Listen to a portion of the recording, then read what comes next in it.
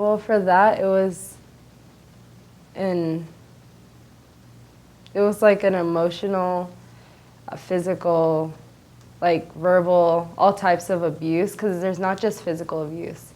If somebody's saying that they hate you every day, or if somebody's always talking down on you or telling you stuff and honestly lowering your self-esteem, that's where you're kind of like, you feel it in yourself.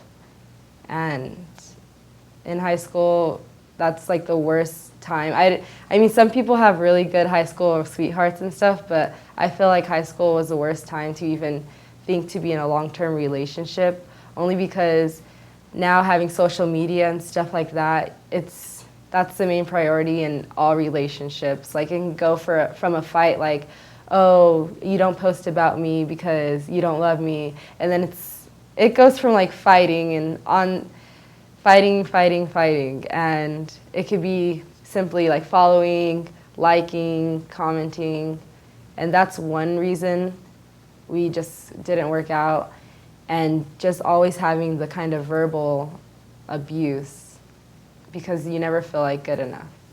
For me, dancing definitely helped with that, always hanging out with friends, not hopping on to like other people or moving on fast, because I feel rebounds are true and rebounds do happen, so I feel like that's never a good way to go. So I just kind of went straight to friends, straight to dance, family, definitely.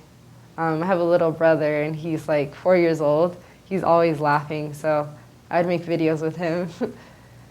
And definitely, I think family and friends, especially if they warn you beforehand, like always listen to the first warning. For me, it's definitely yelling and like the first sign, because for me, I'm a really bubbly person, so I'm always happy. So the first sign of me being put down as being a happy person is where I cut it. Like, if I'm smiling and all of a sudden I look over and you're like, I won't continue on, because I think being happy is the most important thing. I would say definitely look for warnings. There are plenty of them. Everyone, I wouldn't say have the mindset of a princess or anything, because that's a little bit too much for expectation-wise. But if you feel like in your heart that you deserve better, you do deserve better. I would say don't neglect your family or friends for temporary things.